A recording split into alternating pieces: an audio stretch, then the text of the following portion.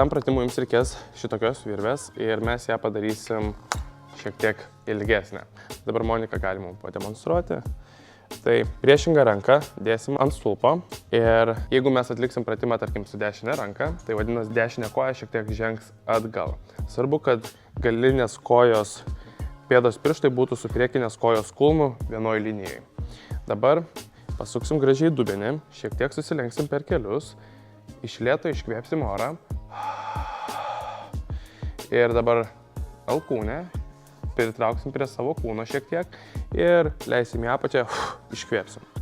Lėtai važiuojame į viršų, alkūnę išlaikom vienoje vietoje ir į apačią. Žiūrime į horizontą ir į apačią. Stengiamės, kad alkūnė viso pratimo metu nevažinėtų į priekį ar nevažinėtų labai atgal, o išlaikom neutralioj pozicijai.